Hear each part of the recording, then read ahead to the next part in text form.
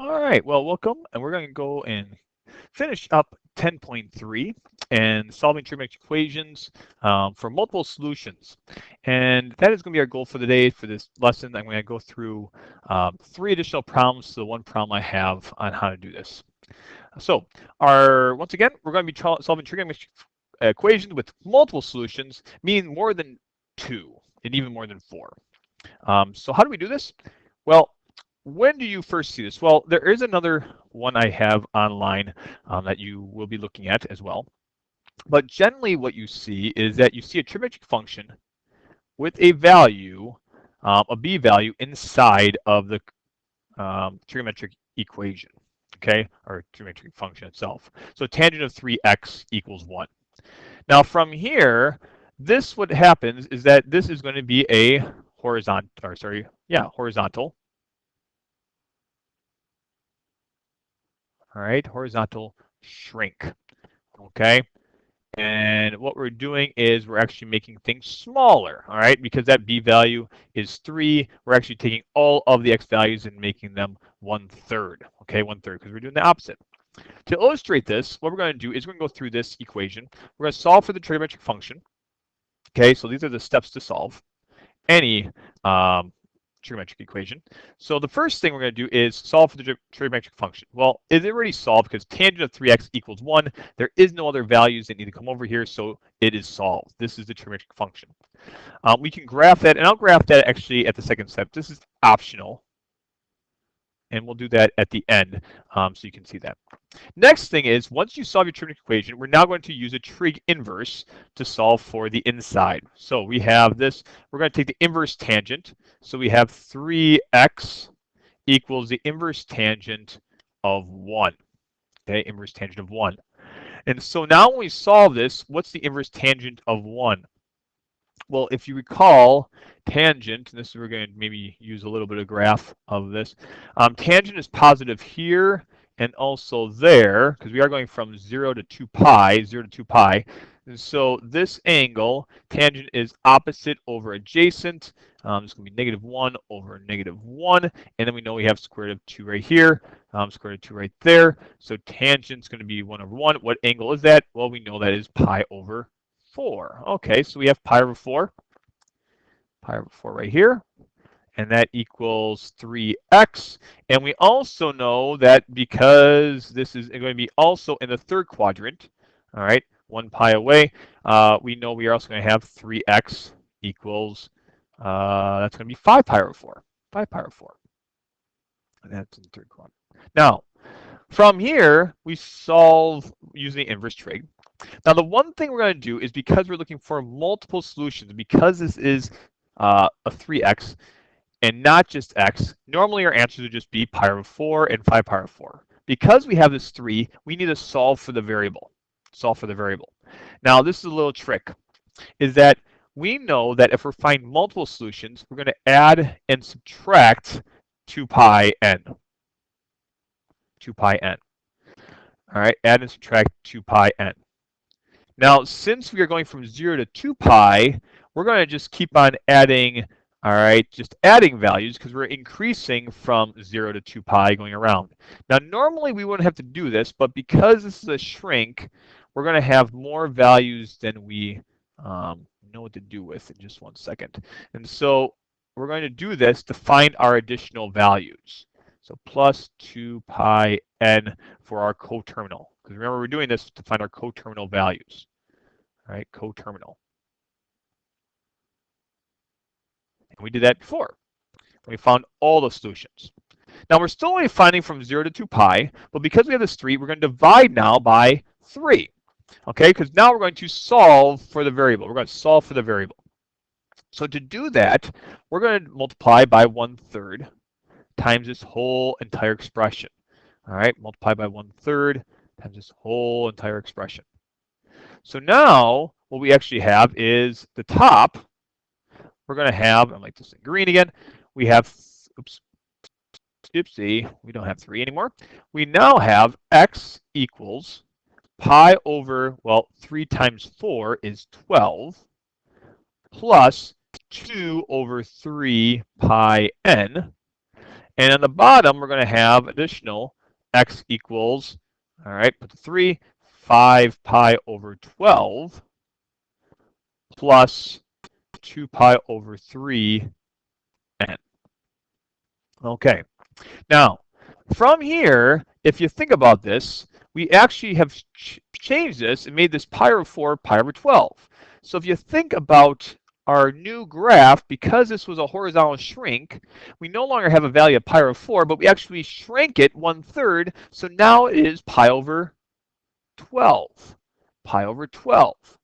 Well, that's really small. It's really small. And we have another one, which is going to be 5 pi over 12, 5 pi over 12. Well, 5 pi over 12 is going to be right here. Okay, so 5 pi over 12 is just going to be just before this, so 5 pi over 12. And so we shrank that one all the way from the third quadrant, and we brought it all the way over back into the first quadrant. And so this is going to be 5 pi over 12.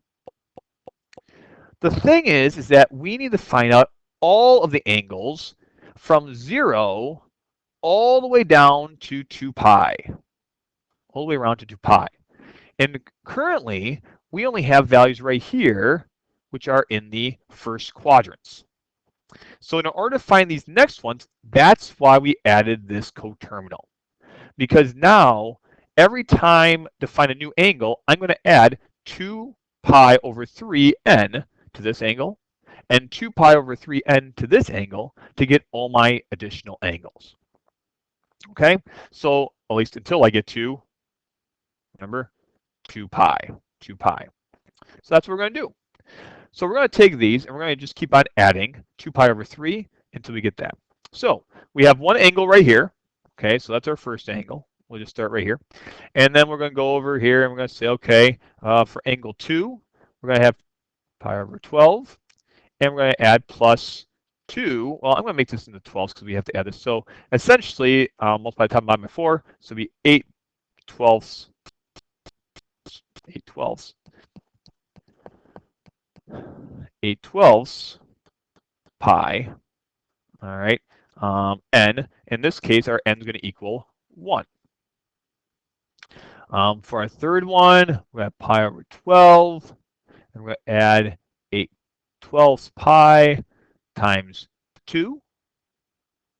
And then for our fourth one, we'll just keep on going. Well, maybe we should find out what the angles are first. Adding together, what we have is 9 pi over 12 now. This next one we're going to have is 17 over pi over 12. Okay. Now, if you, just so you know when to stop, remember that 2 pi, we stop at 2 pi. Okay. So whenever we stop, we have to stop before we get to 2 pi. Stop, all right, before 2 pi. And 2 pi in this case, because we have 12, that's actually 24 pi over 12. So we are 17, so we probably can go one more spot. All right, 12, all right. We can go 8 twelfths pi, and we'll multiply by 3. All right, because just once again, these are the n values we're plugging in, n equaling 1, n equaling 2, n equaling 3. This n value is when n equals 0. Okay, and so that's just going to be pi over 12. So here's an angle, here's an angle, here's an angle. And so now what we have right here is going to be 20, oops, 3 times 8 is 24, 25 pi, it's going to be 25 pi over 12. Oops. All right, because 3 times 8 is 24, 24 plus pi is going to be 25 pi over 12. And I guess, oopsies, we're past that, so we can't include that one. So we stopped right there. Now we did the one side, we also have to do the other. And so right here, we have to do the same thing. When n equals 0, I should put that n equaling 0 right there, just so everybody knows that a little bit better. All right, when n equals 0, that's that. When n equals 1, when n equals 2, and then this n equaling 3, no work though. We didn't have that. Now, with this one, when n equals 0, we're going to have 5 pi over 12, which is awesome. Now, when n equals, so this is going to be our fifth angle, if you think about it, for 5, 5. And then for our sixth angle, we're going to take 5 pi over 12. Once again, same deal. When n equals 1, we're going to be adding 8 pi times 1. Well, 8 pi's plus 5 pi's is 13 pi over 12. We'll go here, 5 pi over 12 plus 8 pi 12. And then when n equals 2, put 2 there, 16. 16 plus 5 is 21 pi over 12. And I don't think we're going to go any farther. It didn't work here, and it's going to be much too high. So we're going to stop right there just to make sure. Okay. Oops. So this one's not a fourth one. So this one's actually a fourth one. This is our fourth angle. This is our fifth angle. This is our sixth angle. All right. Fifth and sixth angle. Sorry this is taking so long, but I just want to, hopefully this is a good thing for you, good explanation for you. And so now when we go 5 pi over 12, we're going to add in this, and we'll just check it out. What happens when n is 3? Well, once again, that's 24. 24 plus 5. 24 plus 5 is going to equal 29 pi over 12. That is past, remember, the 2 pi that we want, so we don't include that one as well. And so really, the only 6 answers we have are pi over 12, 9 pi over 12, 17 pi over 12, 5 pi over 12, 13 pi, 21 pi over 12, all going up by 5, 9, 13, 17, and 21. And you can see a pattern, but that's what we have there. Okay. If you want to pause this for a second and put this in your calculator, I'm going to put it in the calculator right now, and then check what out to verify that these are actually going to be the answers that we're looking for. And I'll show you how to do that in 1 second. So pause it right now and plug in tangent of 3x equaling 1 into your calculator. So hopefully you took time to do that. I did, and I punched this in here, and as you can see, I put tangent of 3x in the calculator. Y2 is going to be equal sign right there is y1. And now what we're going to do is we're going to graph this to find out what the solutions are going to be. So just check out your window. In our window, remember we're going from 0 to 2 pi. Right here, if you're wondering, that is actually going to equal, actually what I put in here, if I clear this just so you can understand, I'm actually putting pi over 12. So actually these are all going to be pi over 12s. It's a nice even number we're going to work with. And so if you press enter right there, you can see that. We're only going to go from -5 to 5, just so we have a little bit of scale there. And now we're going to graph this. And so what we're looking for is tangents. So all tangents, you can see that they've been shrunk, because normally tangent, if we recall, goes from -pi over 2 to pi over 2. And then pi over 2 to 3 pi over 2, and so on and so forth. And that's what we have there. Now, so we have, and then we see 1 coming through in just 1 second. And you can see this is hitting at each one of these spots. That is the values we're looking for. So 1, 2, 3, 4, 5, 6. Let's just verify what these values are. So if I go to trace, all right, and I want to verify one of these values, well, this is going to be one of our final values right here. And I'm going to find out what that value is. So 1, 2, 3, 4. Our fourth point, all right, fourth closest one is going to be, let's go over here and just check it out. 1, 2, 3. So 13 pi over 12. 13 pi over 12 should be that value.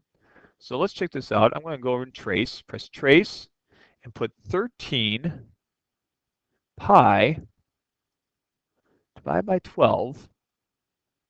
Press enter. That should equal 1. Boom, it is. And that's right. This one is pi over 12. This one's going to be 5 pi over 12.